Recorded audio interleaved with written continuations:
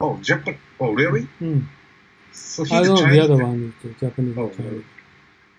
Okay, going back to the original Mm. discussion. So you experienced, you are just very few non-Japanese get heavily involved in Japanese society, right? Mm. And okay, how do you going to consider to solve their communication gap among those Japanese people? And based on my experience, I didn't communicate with American employees, Mm. employees when I work with Accenture. I didn't spend my private time for them. This is my fault. And but how do you think? I think that the biggest issue is the insider outsider issue, where if Japanese leaders do not accept foreigners to be insiders, then they will have a huge challenge to actually Usually nobody accepts. globalize. Yeah, okay, so but that's the issue, Mm. because basically Japan cannot grow out of their own circle, their own group, because they do not consider people outside of Japan to be insiders, or companies outside of Japan to be insiders. That means that they will always prefer their own relationships, their own people, over the others. That means that they will make decisions completely based on what is normal and accepted and set out as rules in Japan, which alienates foreigners, which makes people from overseas reluctant to work with Japanese Mm. individuals and I, companies, because they can't get their interests mm. be included into the projects that they engage with together. Mm. Yeah, I exactly. give you. Even I'm kind of treated as foreign outside Hmm. because Right. I'm saying something different from the I'm not intending to follow that traditional the code of doing something. Hmm. So I'm now treated as foreign. Right.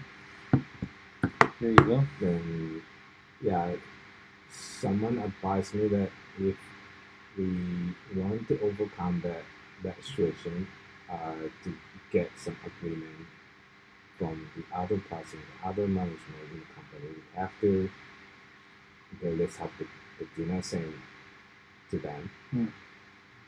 Then it's like persuasion and to temporarily to get the the, the agreement, Hmm. but their mindset is not changed.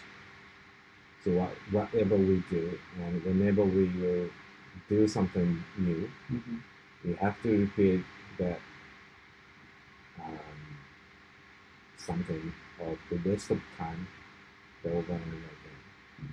So I feel like fed up with doing that. We have to continue to do something different from my point of view, but I have to convince them to accept that opinion, which is something different from them. Right.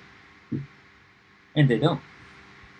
Yeah, basically they fundamentally they don't agree on Right. that the opinion and something new, something out coming outside Hmm. of the circle. Right. Right. If they have to basically choose between complying with the rules of a Japanese body, whatever it is, and complying with the interests of an outside body, they will always comply with the Japanese rules and regulations before, and say, okay, well then we can't do this, we can't do that, we can't do that, we can't do that. What do you want? Can't do it. That's it. Because they will not challenge the rules of their Japanese partner.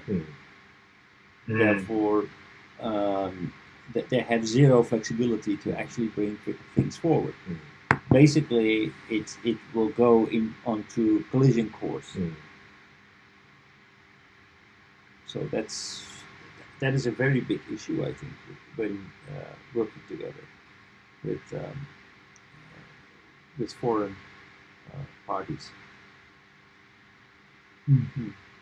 So I mean, I might be able to convince the other person in the company who can make some decision to follow my opinion. If I will be flexible and kind of friendly, with having some dinners and we going around. But basically, their mindset, the fundamental opinion is not changed. So that would be very problem. I have to spend so much time to do that. Right. The only way what is missing, I think the thing that is fundamentally missing here is that there should be absolute commitment to the project, to its objectives, and to the parties involved from top management. Otherwise, you will not be able to escalate it, and people will always be able to refer to, but I can't do that because of this and this and this rule. That's nonsense. Basically, you only want to comply to whatever rule has been set within the circle that you consider to be your inner circle. The only way you can get out of that is to escalate it and say, well, sorry, but that actually what you are now doing might be factually correct, but it goes directly against the interest of the outside party. And if somebody has to choose for the inside party and outside party, then basically you can't make the right decision. So something's got to give. The only way you can get out of that is to actually escalate and say, okay, well, sorry. So the way of escalation, you have to raise some opinion just on top of your position. Yeah. But because actually, so what if that decision falls out negatively? I think then you would still have the respect of your foreign interests. Because basically, if you are just say, okay, sorry, can't do that, people feel that they have to fight themselves in. But if you are willing and capable of opening up your organization and reaching a very far-fetched level, if above and beyond we still don't reach consensus, then what could happen is that, okay, the foreign party says, okay, we are obviously in a conflict situation, we are retreating from that cooperation. But at least we tried, at least we got somewhere. What's usually happening is that things get stuck. At least that's my impression. I don't know, I cannot only speak from my own experience, but things get stuck at a work level where everybody is kind of like trying to keep the foreigners out and not including their interest into the discussion. Because can't do that. Yes. The worst case in management could be like the one higher level of management. If I will escalate some issues, then the problem might be that higher management is following the same concept of try to put the priority on an opinion from the But that's fair enough. At least then we know that we are not capable of working together with foreigners. But then, okay, that's it. Then we should say goodbye to that opportunity. Or either we should say goodbye or the other should say goodbye. But then as a project manager, you can say, okay, now we've reached the situation where we have a way that if we go this way, that means that we have to say goodbye to our partnership. Are you prepared to do that? Yes or no? Yeah. That's the next question. And if they are, okay, well, you have a different conversation. If you're not, like in our case, that we have equal stakes in Japan and outside of Japan, and we wouldn't be able to finance this or wouldn't want to finance it all by ourselves, then we say, okay, maybe we need to find a compromise here. but you can't let it linger. That somebody needs to get that decision to actually put things in a situation where we have to actually make a go no go decision. As long as you're kind of like holding off people on a lower level and trying to keep them out, nothing's happening. Just frustrations are rising. You're losing time. It happened during the first project. It's happening now in the project that I've become responsible for, and it seems to be a pattern. So it needs to be escalated as quickly as possible. In order to say, okay, well, what are we going to do? Yeah. And it's kind of to remind them what was our final objective. What was our what were we doing here together? Sometimes they don't care about that objective. They don't care. Yeah. They don't care. They have their own relationship. They have their own the consensus and sometimes harmonization. I get very frustrated because it seems like people who are supposed to represent our interest are more interested in their personal relationship with their other Japanese partner than they are representing our company's interest. So I think this is one of the reasons why some Japanese the management don't want to go out with their the customer potential partner. If we can get closer to them, then our option might be increased. But basically we have to go this way, to spending more time to get this goal. But if we can get more each other with this the person in the organization, we could be able to take this way another way, so it might be more effective. But they don't care. But so what you're saying is that basically the closer we get to our foreign partners, the bigger problems we will have later on, because you have a personal relationship with your partner, but actually your interest with your colleagues is to actually keep things within Japan and create the common sense, because otherwise you will get in a very uncomfortable situation where you will need to raise and escalate an issue and actually put your relationship with your colleagues at stake in order to preserve the relationship with the tighter relationship with your foreign partner. So actually the closer your relationship gets with the foreigner, the bigger the risk will be that you will make your position in your own company impossible. Alienate yourself from your colleagues and isolate yourselves inside Japan, inside your own circle. Maybe this is typical. So it's maybe not even a disinterest or whatever, but it's basically a form of self-preservation. Yeah. It's not in my interest to have close relationship with foreigners, because the closer it gets, the more emotional debt I will build up to them, the more I will need to represent them in the project, the more I run the risk of having to alienate myself from my colleagues. And my colleagues, they are my long-term interest. I need to work with them, not only today, but also next year, and probably for my entire career, I will be working with them. So I don't want to risk having to choose between my colleague and my foreigner. I'd rather not know him, and my foreign counterpart. I'd rather not know him, so that I can easily say no to them and easily reject them and easily maintain close relationships with my Japanese colleagues. Self-protection. Yeah. Self-preservation. Yeah.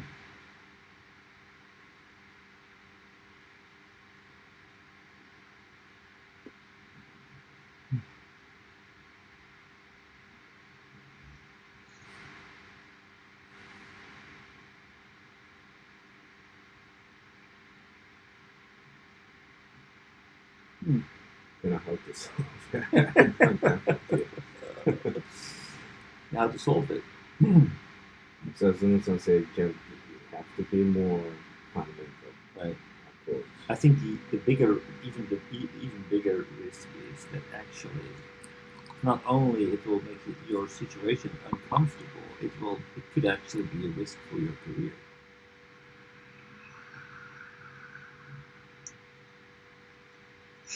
So it could actually go against your interest and that of your family. So obviously, okay, if you're going to communicate overseas people and he's fluently, he can communicate with non-Japanese people, but this is the way of Japanese management style. Japanese companies self, they're like isolated instead of commingling with non-Japanese people. They don't want to hire only English-speaking people. If they're willing to hire, if American people can speak Japanese, they have no problem to hire non-Japanese. Right? One example is my daughter is an English native speaker. Okay, he grew up in Australia, and he working at NEC at manager, like his position. But the company never respect her language capability. He just working at the position of something, only locally, manager. It's stupid. She is a fluent native speaker, English speaker and Chinese speaker, but the company never use her for her skill. This is a typical Japanese company. Would your daughter like to have a more global role? Not global role. She is native English and Chinese speaker anyway. Yeah, but actually, like from what we just discussed, it seems like her it's very difficult. Her favorite? Yeah, because it basically, if you would actually be a communicator, building up the relationship, you put yourself in a situation where you would actually be in a much tougher situation in relation with your colleagues than if you would just stick with your Japanese circle. I don't know. I don't know what she's intended to. But she never used English. The company itself, always feels strange. So actually, this whole boils down to a very fundamental idea of insider-outsider idea, which is very fundamental to Japanese society, which I don't know how to solve that. This is one problem Japanese company has. She has a native English speaker. The company never utilize her skill. Assigned to the overseas division or something. No, never do that. This is, I feel, always feeling strange. Right? She just doesn't care communicate with non-Japanese people. She was purely Australian. Why they try not to use her that kind of position? She can communicate with non-Japanese people very much. Right? Why they don't utilize her like this? I think NEC whole company they like that. So this is the Japanese some problem there and hidden situation they have.